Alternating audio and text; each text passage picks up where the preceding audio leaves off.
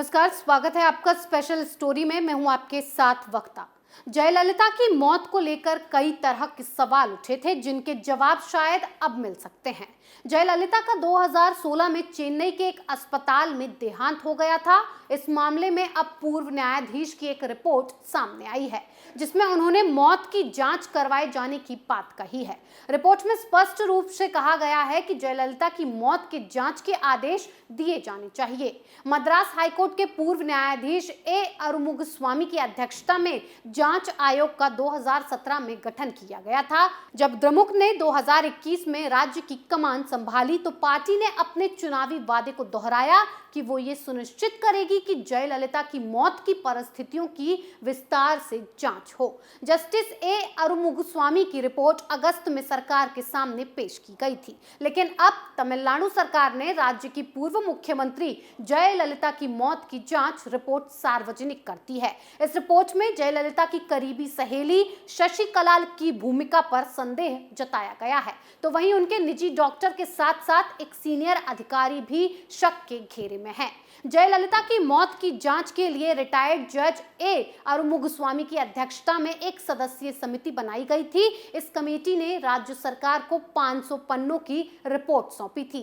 जांच रिपोर्ट में कहा गया है कि जयललिता यानी कि अम्मा और शशिकला चिन्नम्मा के बीच अच्छे रिश्ते नहीं थे।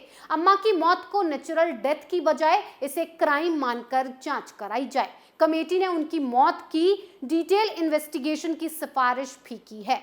5 दिसंबर 2016 को चेन्नई के अपोलो अस्पताल में जयललिता का निधन हो गया था।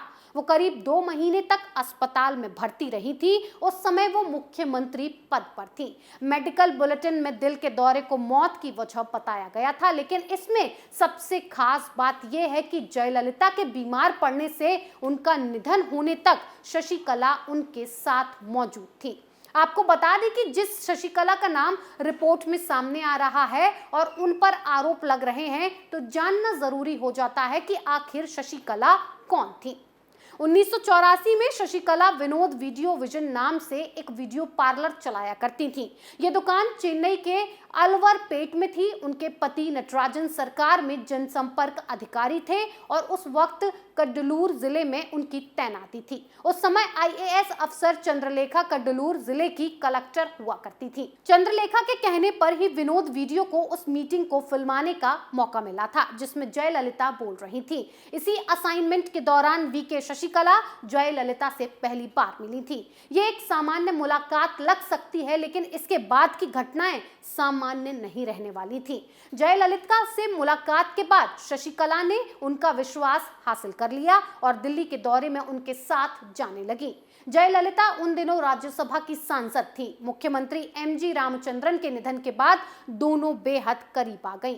1988 से शशिकला जयललिता के आवास पोएस गार्ड में स्थायी रूप से रहने लगी। पोएस गार्डन में रहने के दौरान जयललिता की निर्भरता लगातार शशिकला पर बढ़ती चली गई। एमजीआर के निधन के बाद अन्ना द्रमुक 2 हिस्सों में बढ़ चुकी थी। फरवरी 1988 में जयललिता के गुट ने जनरल बॉडी मीटिंग बुलाई और इस मीटिंग के दौरान सिर्फ वही लोग पदाधिकारी बनाए गए जिन्हें शशिकला और उनके पति का वरदस्त प्राप्त था।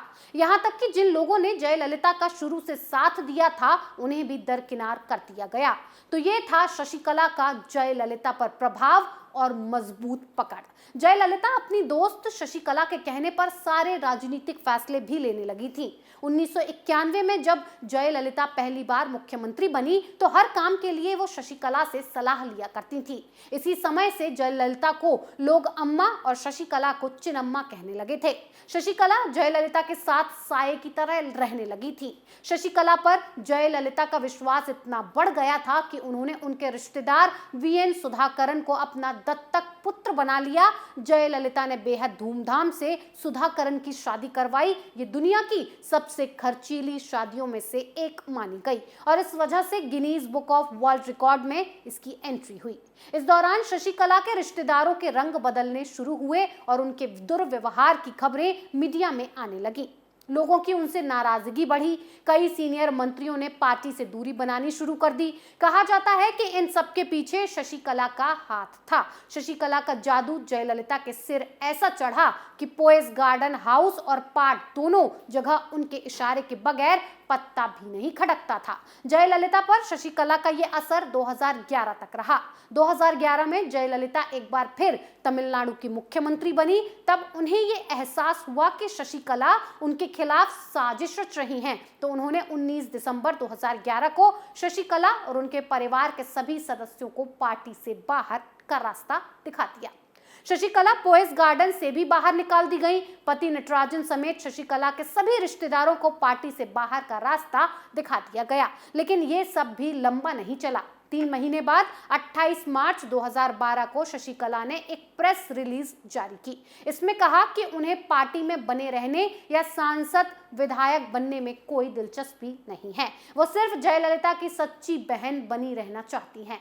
इस प्रेस रिलीज के जारी होने के बाद 31 मार्च को जयललिता ने सिर्फ शशिकला को पार्टी में एंट्री दी और इसके बाद उनकी दोस्ती जयललिता की आखिरी सांस तक चली। लेकिन कोर्ट ने 2017 फरवरी में आय से अधिक संपत्ति इकट्ठा करने के मामले में उनके खिलाफ फैसला सुना दिया।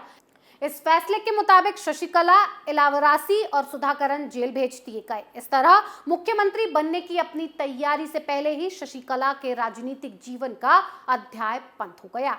लेकिन जांच रिपोर्ट में कौन 4 किरदार हैं वो भी आपको बता देते हैं जिन पर शक जताया जा रहा है। जांच रिपोर्ट में ये मुख्य 4 किरदार हैं। पहला, वीके शशिकला जयललिता की करीबी सहयोगी थी, उनके आवास पर रहती थी, बीमार पड़ने से लेकर मौत तक हमेशा साथ रही। दूसरा, डॉक्टर केएस शिवकुमार मुख्यमंत्री जयललिता के निजी डॉक्टर, जयललिता के बीमार पड़ने पर शुरुआती ट्रीटमेंट दिया गया।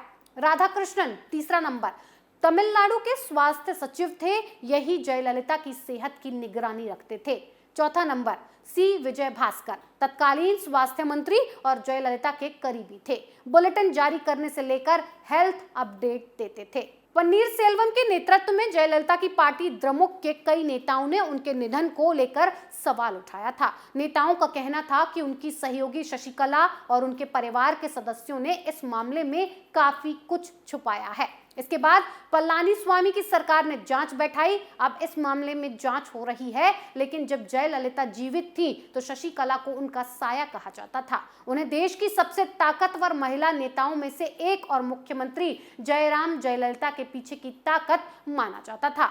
करीब 3 दशक पहले एक वीडियो पार्लर चलाने वाली शशिकला आज जयललिता के समान ताकतवर मानी जाती है और पार्टी में इनकी एक अहम जगह है। लेकिन इस जांच रिपोर्ट में 4 मुख्य किरदार हैं और सब पर तलवार लटक रही है, जिसमें सबसे पहला और आगे एक ही नाम है, शशिकला का। जांच होगी तो साफ हो जाएगा कि कौन गुनहगार है। स्पेशल स्टोरी में फिलहाल इतना ही। बने रहिए कैपिटल टीवी के साथ। नमस्कार।